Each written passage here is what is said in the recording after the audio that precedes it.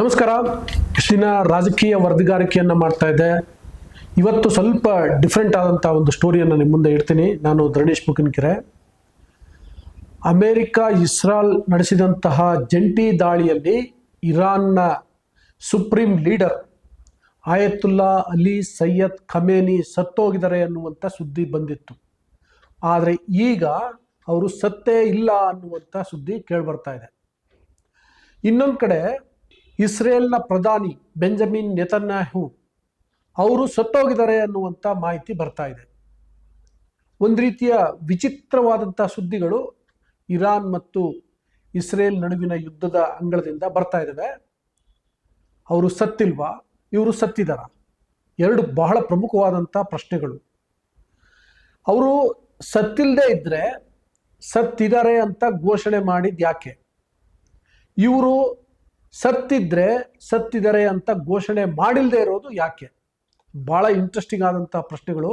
ಅವುಗಳನ್ನು ಹೇಳ್ತೀನಿ, ಯಾವ ಕಾರಣಕ್ಕೋಸ್ಕರ ಹಿಂಗೆ ಮಾಡ್ತಿದ್ದಾರೆ, ಏನು ನಡೀತಿರಬಹುದು ಅನ್ನುವಂಥದ್ದನ್ನು ನಿಮ್ಮ ಮುಂದೆ ಇಡ್ತೀನಿ. ಅದಕ್ಕೂ ಮೊದಲು ನಾನು ನಿಮಗೆ ರಿಕ್ವೆಸ್ಟ್ ಮಾಡ್ತೀನಿ, ನೀವಿನ್ನು ಮುಕಿನ್ಕೆರೆ ಡೈರಿಯನ್ನು ಸಬ್ಸ್ಕ್ರೈಬ್ ಮಾಡಿಲ್ಲ ಅಂದರೆ ದಯವಿಟ್ಟು ಸಬ್ಸ್ಕ್ರೈಬ್ ಮಾಡಿ, ಲೈಕ್ ಮಾಡಿ, ಶೇರ್ ಮಾಡಿ, ಬೆಲ್ ಬಟನನ್ನು ಪ್ರೆಸ್ ಮಾಡಿ. ವೀಕ್ಷಕರೇ, ಮೊದಲು ಖಮೇನಿ ಸುದ್ದಿಯನ್ನು ಹೇಳ್ತೀನಿ.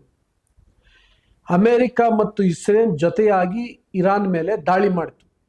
ದಾಳಿ ಮಾಡಿದಂತಹ ಮೊದಲ ದಿನವೇ, ಅಂದರೆ ಯುದ್ಧ ಶುರುವಾದಂತಹ ಮೊದಲ ದಿನವೇ ಒಂದು ದೊಡ್ಡ ಸುದ್ದಿ ಬಂತು. ಅದೇನಪ್ಪ ಅಂತಂದರೆ, ಇರಾನಿನ ಸುಪ್ರೀಂ ನಾಯಕ ಆಯತುಲ್ಲಾ ಅಲಿ ಸೈಯದ್ ಖಮೇನಿ ಹತ್ಯೆಯಾಗಿದ್ದಾರೆ, ಅಮೇರಿಕದ ದಾಳಿಗೆ ಅವರು ತುತ್ತಾಗಿದ್ದಾರೆ ಅಂತ.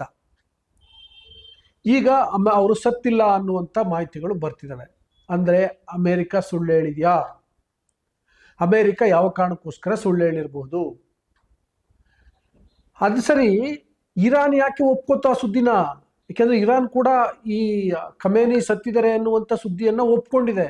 ಇರಾನ್ ಖಮೇನಿ ಸತ್ತಿದ್ದಾರೆ ಅನ್ನುವಂಥ ಸುದ್ದಿಯನ್ನು ಒಪ್ಕೊಂಡು, ಅಥವಾ ಅಮೇರಿಕ ಘೋಷಣೆ ಮಾಡ್ತಿದ್ದಂಗೆ ಅದಕ್ಕೆ ಒಪ್ಪಿಗೆಯನ್ನು ಸೂಚಿಸಿ ಇರಾನ್ನಲ್ಲಿ 40 ದಿನ ಶೋಕಾಚರಣೆಯನ್ನು ಘೋಷಣೆ ಮಾಡಿದೆ. ಇರಾನಿಗೆ ಹೊಸ ಸುಪ್ರೀಂ ನಾಯಕರನ್ನ ಘೋಷಣೆಯನ್ನ ಮಾಡಿದೆ. ಅಂದ್ರೆ ಇರಾನ್ ಸುಳ್ಳು ಹೇಳ್ತಿದ್ಯಾ? ನೋಡಿ, ಒಂದ್ ಕಡೆ ಅಮೇರಿಕ ನಾವು ಖಮೇನಿಯನ್ನ ಕೊಂದಿದೀವಿ ಅಂತ ಹೇಳ್ತಿದೆ, ಇರಾನ್ ಅದನ್ನ ಒಪ್ಕೊಳ್ತಿದೆ. ಆದ್ರೂ ಯಾಕೆ ಅನುಮಾನ ಬರ್ತಿದೆ ಗೊತ್ತಾ? ಹಿಂದೆ ಇದೇ ಅಮೇರಿಕ ಇರಾಕ್ನ ಸದ್ದಾಂ ಹುಸೇನ್ ಅವರನ್ನ ಬಂಧನಕ್ಕೆ ಒಳಪಡಿಸಿತ್ತು, ಆ ಫೋಟೋವನ್ನ ರಿಲೀಸ್ ಮಾಡಿತ್ತು. ಅಷ್ಟೇ ಯಾಕೆ, ಮೊನ್ನೆ ವೆನಿಜುಲಾದ ಪ್ರಧಾನಿಯನ್ನ ಅವರ ಪತ್ನಿ ಸಮೇತ ಬೆಡ್ರೂಮ್ಗೆ ಹೋಗಿ ಅರೆಸ್ಟ್ ಮಾಡ್ಕೊಂಡು ಬಂದಿತ್ತು ಅಮೇರಿಕದ ಸೇನೆ, ಅದನ್ನ ಫೋಟೋ ರಿಲೀಸ್ ಮಾಡಿತ್ತು. ಆದರೆ ಈಗ ಖಮೇನಿ ಅವರನ್ನ ಯಾಕೆ ಕೊಲ್ತು ಅಂದ್ರೆ ಸೆರೆ ಹಿಡಿಲಿಲ್ಲ. ಯಾಕೆ? ಅಮೇರಿಕ ಹಿಂದೆ ಸದ್ದಾಂ ಹುಸೇನ್ನಾಗ್ಲಿ, ಈಗ ವೆನಿಜುಲಾದ ಅಧ್ಯಕ್ಷ ಮಡೋರಾ ಅವರನ್ನಾಗ್ಲಿ ಸೆರೆ ಹಿಡಿದಿತ್ತು, ಫೋಟೋಗಳನ್ನ ರಿಲೀಸ್ ಮಾಡ್ತು. ಆದರೆ ಇರಾನಿನ ಸುಪ್ರೀಂ ಲೀಡರ್ ಖಮೇನಿ ಅವರನ್ನ ಕೊಂದಿದ್ದ್ಯಾಕೆ? ಸೆರೆ ಹಿಡಿಲಿಲ್ಲ ಯಾಕೆ? ಸೆರೆ ಹಿಡಿದು ಇರಾನ್ನನ್ನ ಬೇರೆ ರೀತಿ ವಶಕ್ಕೆ ಪಡ್ಕೊಬೋದಿತ್ತಲ್ವಾ? ಅಂದರೆ ಆಕ್ಚುಲಿ ಅಮೇರಿಕದ ಉದ್ದೇಶ ಏನು? ಇರಾನ್ನಲ್ಲಿ ಒಂದು ಸಿವಿಲ್ ವಾರ್ ಆಗೋ ರೀತಿಯಲ್ಲಿ ನೋಡ್ಕೊಳ್ಬೇಕು, ಇರಾನ್ ಮೇಲೆ ಸಂಪೂರ್ಣವಾಗಿ ತನ್ನ ಹಿಡಿತ ಸಾಧಿಸಬೇಕು ಅಂತ. ಈಗ ಇವ್ರು ನಿಜಕ್ಕೂ ಖಮೇನಿಯನ್ನು ಕೊಂದಿದ್ರೆ ಅದಕ್ಕೆ ಪ್ರತಿಕಾರವಾಗಿ ಇರಾನ್ ಅಮೇರಿಕ ಮೇಲೆ ದಾಳಿ ಮಾಡುತ್ತೆ. ಅಮೇರಿಕಕ್ಕೆ ಎಷ್ಟು ಸಾಧ್ಯವೋ ಅಷ್ಟು ನುಕ್ಸಾನನ್ನ ಮಾಡೇ ಮಾಡುತ್ತೆ. ಅದೇ ಸೈಯದ್ ಖಮೇನಿ ಅವರನ್ನ ಸೆರೆ ಹಿಡಿದಿದ್ರೆ ಅನಂತರದಲ್ಲಿ ಹಂತ ಹಂತವಾಗಿ ಇರಾನನ್ನ ವಶಕ್ಕೆ ಪಡ್ಕೊಳ್ಬೋದಾಗಿತ್ತು. ವಶಕ್ಕೆ ಪಡ್ಕೊಳ್ಳೋದು ಅಂದ್ರೆ ಅದರ ಮೇಲೆ ಪ್ರಭಾವವನ್ನು ಬೀರ್ಬೋದಾಗಿತ್ತು, ತನ್ನ ತಾಳಕ್ಕೆ ತಕ್ಕಂತೆ ಕುಣಿಸ್ಬೋದಾಗಿತ್ತು. ಹಾಗೆ ಮಾಡದೆ ಖಮೇನಿ ಅವರನ್ನ ಕೊಂದಿದ್ದ್ಯಾಕೆ? ಅಮೇರಿಕಕ್ಕೆ ಖಮೇನಿ ಅವರನ್ನ ಕೊಲ್ಲಿಕ್ಕೆ ಸಾಧ್ಯ ಆಗುತ್ತೆ ಅನ್ನೋದಾದ್ರೆ ಸೆರೆ ಹಿಡಿಲಿಕ್ಕೆ ಸಾಧ್ಯ ಯಾಕಾಗಲಿಲ್ಲ? ಕೆಲವು ಸಂದರ್ಭದಲ್ಲಿ ಸೆರೆ ಹಿಡಿಲಿಕ್ಕಾಗಲ್ಲ, ಕೊಲ್ಲೇಬೇಕಾಗತ್ತೆ. ಈಗ ಅಂಥ ಪರಿಸ್ಥಿತಿ ಬಂದಿತ್ತಾ? ಸೊ ಇದು ಕೂಡ ಬಹಳ ಅನುಮಾನಾಸ್ಪದವಾಗಿದೆ. ಮತ್ತೆ ಇದನ್ನ ಇರಾನ್ ಕಡೆಯಿಂದ ನೋಡೋದಾದ್ರೆ, ಅಮೇರಿಕ ಏನೋ ಬಹಳ ದೊಡ್ಡಸ್ತಿಗೆ ಹೇಳ್ಕೊಂಡ್ಬಿಡ್ತು, ಇರಾನ್ ಯಾಕೆ ಒಪ್ಕೊಳ್ತು ಅನ್ನುವಂಥ ಒಂದು ಪ್ರಶ್ನೆ ಉದ್ಭವಿಸುತ್ತಲ್ಲ. ಇರಾನ್ ಯುದ್ಧದ ತಂತ್ರಗಾರಿಕೆಯ ಭಾಗವಾಗಿ ಈ ಥರ ಸ್ಟ್ರಾಟಜಿಯನ್ನ ಮಾಡಿದೆಯಾ?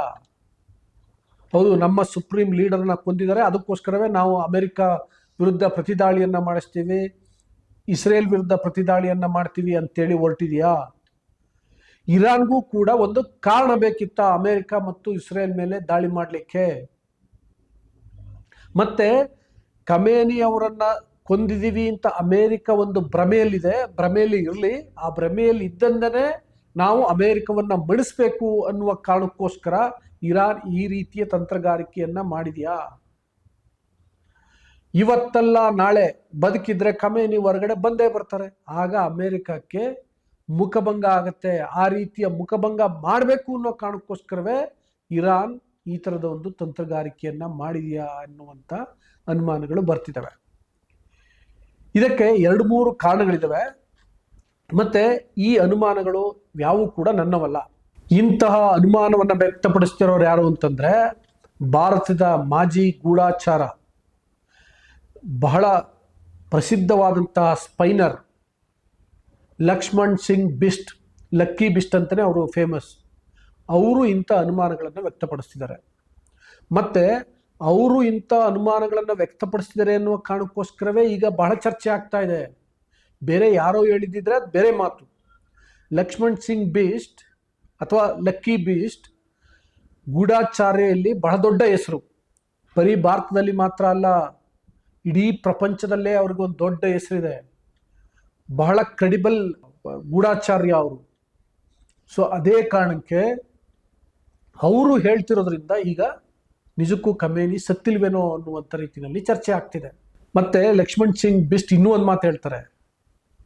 2006ರಿಂದ 2020ರವರೆಗೆ ಇದೇ ಖಮೇನಿ ಸತ್ತಿದ್ದಾರೆ ಅನ್ನುವಂಥ ಸುದ್ದಿ 6 ಸಲ ಬಂದಿದೆ.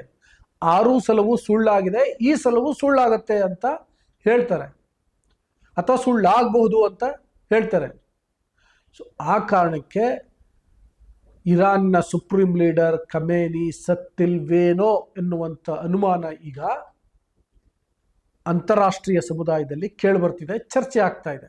ಕಡೆಯದಾಗಿ, ಒಂದೊಮ್ಮೆ ಇರಾನ್ನ ಸುಪ್ರೀಂ ಲೀಡರ್ ಖಮೇನಿ ಸತ್ತಿದ್ದರೆ ಆ ದೇಶದ ಜನ ಇಷ್ಟು ತಣ್ಣಗೆ ಇರ್ತಿರ್ಲಿಲ್ಲ, ರೊಚ್ಚಿಗೆ ಹೇಳ್ತಿದ್ರು.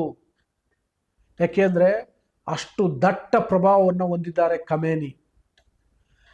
ಸೊ ಇರಾನ್ ಜನ ಹೀಗೆ ತಣ್ಣಗಿದ್ದಾರೆ ಅಂದರೆ ಖಮೇನಿ ಸತ್ತಿಲ್ವೇನೋ ಅನ್ನುವಂಥ ಅರ್ಥ ಅನ್ನುವಂಥ ಅನುಮಾನ ಕೂಡ ಬರ್ತಾ ಇದೆ. ಇದಿಷ್ಟು ಖಮೇನಿ ಸಾವಿನ ಸುತ್ತ ಇರುವಂತಹ ಅನುಮಾನಗಳು, ನಡೀತಿರುವಂಥ ಚರ್ಚೆಗಳು. ಈಗ ಇಸ್ರೇಲಿನ ಪ್ರಧಾನಿ ಬೆಂಜಮಿನ್ ನೆತನ್ಯಾಹು ಅವರು ಸತ್ತಿದ್ದಾರೆ ಅನ್ನುವಂಥ ಸುದ್ದಿ ಬರ್ತಿದೆ. ಈ ಸುದ್ದಿ ಹೆಂಗ್ ಬರ್ತಿದೆ ಗೊತ್ತಾ? ಇಸ್ರೇಲ್ ಮಾಧ್ಯಮಗಳಿಂದ. ಇಸ್ರೇಲ್ ಮಾಧ್ಯಮಗಳು ನೇತನ್ಯಾಹು ಎಲ್ಲಿ ಅನ್ನುವಂಥ ವರದಿಗಳನ್ನು ಮಾಡ್ತಿದ್ದಾವೆ. ಬರೀ ನೇತನ್ಯಾಹು ಮಾತ್ರ ಅಲ್ಲ, ಅವರ ಸಹೋದರ ಇಡ್ಡು ನೇತನ್ಯಾಹು ಕೂಡ ಸತ್ತಿದ್ದಾರೆ ಅಂತೇಳಿ ಇಸ್ರೇಲ್ ಮಾಧ್ಯಮಗಳು ವರದಿಯನ್ನ ಮಾಡ್ತಿದ್ದಾವೆ. ಇಸ್ರೇಲ್ ಮಾಧ್ಯಮಗಳ ವರದಿಯನ್ನ ಆಧರಿಸಿ ಬೇರೆ ಬೇರೆ ದೇಶಗಳ ಮಾಧ್ಯಮಗಳು, ಫಾರ್ ಎಕ್ಸಾಂಪಲ್ ಭಾರತೀಯ ಮಾಧ್ಯಮಗಳು ಕೂಡ ಸುದ್ದಿ ಮಾಡ್ತಾ ಇದ್ದಾವೆ. ಇದನ್ನ ಸುಳ್ಳು ಅಂತ ಇನ್ನೂ ಅಧಿಕೃತವಾಗಿ ಇಸ್ರೇಲ್ ಹೇಳಿಲ್ಲ. ಮತ್ತೆ ನೇತನ್ಯಾಹು ಕಾಣಿಸ್ಕೊಂಡಿಲ್ಲ, ಮೀಡಿಯಾಗೆ ಕಾಣಿಸ್ಕೊಂಡಿಲ್ಲ, ಫೋಟೋ ರಿಲೀಸ್ ಮಾಡಿಲ್ಲ. ಬೇರೆ ಎಲ್ಲೋ ಇದ್ದರೆ, ಯಾವುದೋ ಸಭೆಯನ್ನು ಮಾಡ್ತಿದ್ರೆ ಅಥವಾ ಸೇನಾಧಿಕಾರಿಗಳ ಜೊತೆ ಸಮಾಲೋಚನೆಯನ್ನು ಮಾಡ್ತಿದ್ರೆ ಇವುಗಳನ್ನು ತಿಳಿಸ್ಬೇಕಿತ್ತಲ್ಲ, ತಿಳಿಸಿಲ್ವಲ್ಲ. ಯಾಕೆ ತಿಳಿಸಿಲ್ಲ ಅನ್ನುವಂಥ ಸಹಜವಾದ ಪ್ರಶ್ನೆಗಳು ಉಟ್ಕೊಂಡಿದ್ದಾವೆ. ಒಂದು ಕಡೆ ಇರಾನ್ನ ಸುಪ್ರೀಂ ಲೀಡರ್ ಖಮೇನಿ ಸತ್ತಿಲ್ಲ ಅನ್ನುವಂಥ ಸುದ್ದಿಗಳು ಸದ್ದು ಮಾಡ್ತಾ ಇದ್ದಾವೆ. ಇನ್ನೊಂದು ಕಡೆ ಇರಾನ್ ಮೇಲೆ ಯುದ್ಧ ಸಾರಿರುವಂತಹ ಇಸ್ರೇಲಿನ ಪ್ರಧಾನಿ ಬೆಂಜಮಿನ್ ನೆತನ್ಯಾಹು ಸತ್ತಿದ್ದಾರೆ ಅನ್ನುವಂಥ ಸುದ್ದಿಗಳು ಬರ್ತಿದ್ದಾವೆ. ಹೀಗೆ ಅಮೆರಿಕ, ಇಸ್ರೇಲ್ ಮತ್ತು ಇರಾನ್ ನಡುವಿನ ಯುದ್ಧದ ಅಂಗಳದಿಂದ ಬಹಳ ವಿಚಿತ್ರವಾದಂಥ ಸುದ್ದಿಗಳು ಬರ್ತಿದ್ದಾವೆ.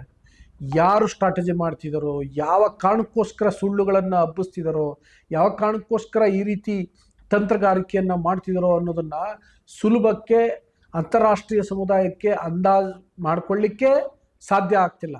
ಅಂತಹ ಪರಿಸ್ಥಿತಿ ನಿರ್ಮಾಣ ಆಗಿದೆ. ಒಂದಂತೂ ಸ್ಪಷ್ಟ, ಈ ಯುದ್ಧ ಸದ್ಯಕ್ಕೆ ನಿಲ್ಲುವ ಲಕ್ಷಣಗಳಿಲ್ಲ. ಬಹಳ ಅಂದರೆ ಅಮೆರಿಕದ್ದೇನೋ ಸ್ಟ್ರಾಟಜಿ ಇದೆ, ಇಸ್ರೇಲ್ದೇನೋ ಬೇರೆ ಸ್ಟ್ರಾಟಜಿ ಇದೆ, ಇರಾನ್ ಕೂಡ ಅದರದ್ದೇ ಆದಂಥ ತಂತ್ರಗಾರಿಕೆಯನ್ನು ಹೊಂದಿದೆ. ಅದೇ ಕಾರಣಕ್ಕೋಸ್ಕರ ಸದ್ಯಕ್ಕೆ ನಿಲ್ಲಲ್ಲ ಅನ್ನುವಂಥ ಪರಿಸ್ಥಿತಿ ಇದೆ. ಅದು ಅಂತಾರಾಷ್ಟ್ರೀಯ ಸಮುದಾಯದ ಮೇಲೆ ಬೇರೆ ಬೇರೆ ರೀತಿಯ ಪ್ರಭಾವವನ್ನು, ಪರಿಣಾಮವನ್ನು, ಸಮಸ್ಯೆಯನ್ನು ಬೀರ್ತಿದೆ. ಇದರ ನಡುವೆ ಈ ಸಾವಿನ ಸುದ್ದಿಗಳು, ಅಂದರೆ ಒಬ್ಬರು ಸತ್ತಿದ್ದಾರೆ ಅಂತನ್ನುವಂಥ ಸುದ್ದಿ, ಒಬ್ಬರು ಸತ್ತಿಲ್ಲ ಅನ್ನುವಂಥ ಸುದ್ದಿ ಬಹಳ ಗೂಢಾರ್ಥಗಳನ್ನು.